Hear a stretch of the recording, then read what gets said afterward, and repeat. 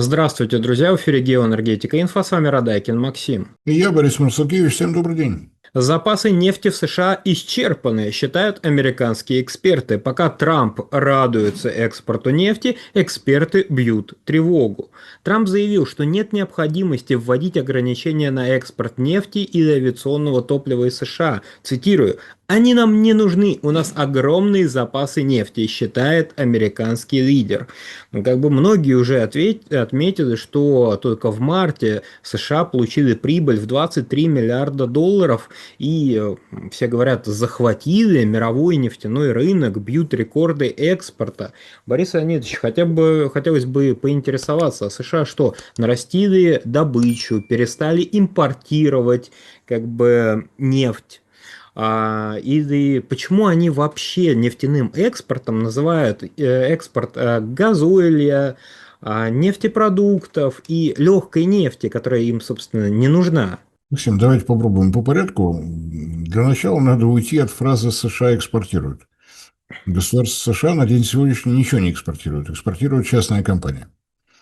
Поэтому, когда говорят, что Соединенные Штаты очень сильно выиграли, мне кажется, это надо произносить аккуратно, чтобы жители США не слышали, которые покупают топливо по 4,5 доллара за галлон, и это 40% рост за 2 месяца, они не поймут, что они выигрывают.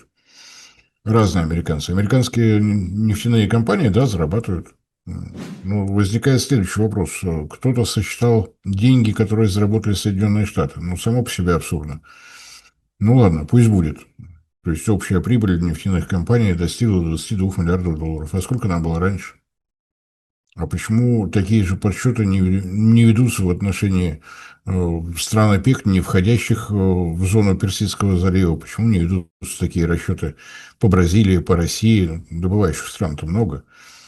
Вот этот акцент, это на самом деле какой-то странный мотив. С одной стороны, заявление Трампа – это такой интернетный мем. После этого ставят двоеточие и любой набор слов. Ему надо доказывать, что безумная агрессия против Исламской Республики Иран, она имеет какое-то оправдание.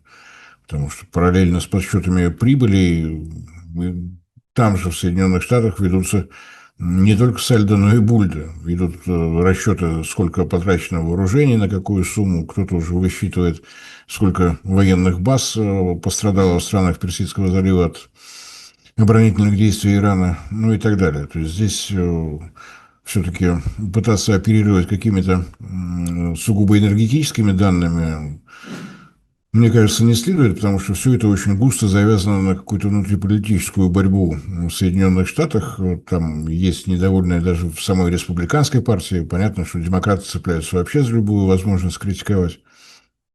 Но что происходит реально? Да, объем экспорта вырос. Одновременно с этим начали сокращаться объемы запасов в стратегическом нефтяном резерве. Объемы запасов снижаются, поскольку еще, по-моему, в начале апреля Международное энергетическое агентство декларировало, кто сколько топлива, нефти дополнительного будет извлекать из своих хранилищ из стран-участников МЭА, напомню, 29 государств. Соединенные Штаты должны были по этому плану стартовать первыми, но вот они и стартовали. Но если говорить о том, для чего предназначен стратегический резерв США, то при его создании, а это середина 70-х годов, то есть после первого нефтяного кризиса, для того, чтобы сглаживать колебания цен. Ну и где сглаживание? 40% роста за 2 месяца – это точно сглаживание? Ну нет ведь. Выясняется, что нефть извлекается, ее покупают частные компании и отправляют на экспорт. Ну, замечательно. Были запасы, их не стало, мы экспортировали. Дальше что? Если исходить из требований буквы закона, то этот стратегический резерв нужно пополнять. Если его пополнять, то опять с рынка. Если с рынка, то будешь держать цену просто за счет того, что будешь увеличивать спрос. Массовая распродажа баррелей американской нефти времен Байдена не компенсирована. Пополнять удавалось небольшими какими-то порциями, медленно. Сейчас активная распродажа идет, закончится она в августе. Ну, хорошо, можно порадоваться за то, что Соединенные Штаты вот таким удивительным образом зарабатывают деньги. Но это не конечная точка. Понятно, что закупки в стратегический резерв шли в те времена, когда стоимость барреля WTI была где-то на уровне 60-70 долларов. Сейчас наверняка продается дороже. Ну да, прибыль есть. Но ведь потом придется заполнять. Для того, чтобы заполнять, надо решить проблему, возникшую вокруг Ормузского пролива. Больше всего меня порадовало из всевозможных мемов, которые выдает Дональд Трамп, которого я все-таки предлагаю переименовать в срочном порядке в Льва Давыдовича. Это у Троцкого была замечательная формула «ни войны, ни мира, а Армуз перекрыть». Ну вот в этом режиме мистер Трамп и живет. Он обратился в ООН, выискал нарушение международных норм со стороны Ирана. Раскрыта страшная тайна. Тюменская техника Кейс-Гуру производится в Китае, где сосредоточены передовые производства около 90% мировой электроники. Почему тогда мы читаем на коробках техники Кейс-Гуру «создано в Тюмени»? Потому что в Тюмени мозги, идеи и тесты устройств. Именно в Тюмени инженеры продумывают сочетание характеристик для устройств Кейс-Гуру, экспериментируют с материалами для пылесосов и наушников. Глава компании Кейс-Гуру Вадим Боков лично контролирует каждый этап разработки. Тюмень – это про инженерию, гарантию и ответственность. Китай – это производство и масштабирование. Яркий пример подхода – линейка наушников Кейс-Гуру CG Pods. Они опережают дорогие аналоги по функциям, но дешевле в 5 раз. Каждая модель претендует на мировой рекорд по характеристикам. Тюменская новинка – наушники Eclipse и Кейс-Гуру Clip с анатомически удобным креплением. Рекорд безопасности для слуха. У наушников Кейс Guru Clip есть ИИ шумоподавление в микрофоне. Алгоритмы выделяют голос среди внешнего шума. Кристальная слышимость даже в метро или аэропорту. Мировой рекорд неубиваемости у Case Guru X. Стойкие наушники с прочным кейсом из авиационного алюминия. Выдерживают до 220 кг нагрузки. Еще одна модель Case Guru Sport. Универсальные наушники для любых ушей. Подходят для 98 различных типов ушей благодаря своему креплению. Купить легендарные тюменские наушники-рекордсмены можно по QR-коду на экране или по ссылке в описании. Забирайте наш промокод GEO26 на скидку до 1000 рублей. Установите приложение Case Guru и получайте больше скидок и бонусов. Сразу после установки целых 500 бонусов уже на счету. То есть после бомбежки сотен городов, после триллионных убытков, убийств совершенно бессмысленных, эти люди взывают к международным нормам. Не хочется комментировать, пусть политологи на эту тему просуждают.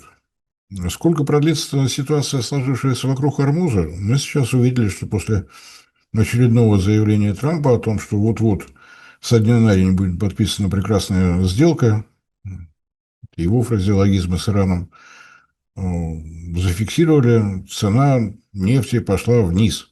Ну, джентльмены, вы открываете биржи, видите результаты торгов, вниз пошли июльские. Уже не июньские, а июльские фьючерсы. То есть после новостей, после очередной словесной атаки мистера Трампа, фьючерсы снизились в цене. Кто-то, опять говорят, заработал какие-то довольно серьезные деньги на это. И сразу после этого заявления сворачивается операция «Свобода», идет обстрел иранских портов, в ответ обстрел американских военных кораблей и так далее. То есть поверить, что вот этот котел быстро-быстро придет в норму, ну, очень сложно. И не забываем о том, что даже у Ирана при всей диверсификации его переработки нефтяной, у Ирана нет каких-то сверхгигантских заводов, достаточно небольшие, но их много. Соответственно, емкости для хранения достаточно большое количество. Но рано или поздно и они закончатся. Есть оценка, что вот в нынешней ситуации с двойным кольцом блокады, если Иран вынужден будет снижать объемы добычи, то у него будет такая же ситуация, как у всех соседей по Персидскому заливу. Он вынужден будет снижать объемы добычи с последующим восстановлением. Если еще и иранская нефть перестанет попадать, ну, на международный рынок, я понимаю, что прежде всего в Китае, но совершенно не важно. Если Китай покупает иранскую нефть, значит, он не покупает какую-то другую, и она остается на рынке. Если еще иранская нефть исчезнет, ну, будет еще веселее. Что касается статистики нефтяного экспорта из США, действительно, там очень много удивительных вещей. Ну, Соединенные Штаты вообще страна удивительная. Десятичную систему они до сих пор не выучили. Легкие, как там, короткие тонны, галлоны и прочие удовольствия. Ну вот, да, СУГИ, сжиженные углеводородные газы, числятся как экспорт нефти, попутные газы. Все туда. Я думаю, что детально изучать, что именно экспортируется, ну, занятие для таких совсем уж узких специалистов. Импорт не прекратился. Объем добычи не увеличился, если не считать там, по-моему, последние данные, которые публиковал Каплер, апрель к марту увеличение объемов добычи на 10 тысяч баррелей в сутки. Ну, хорошо. Вы тщательно ведете статистику, поздравляю. Продаются запасы.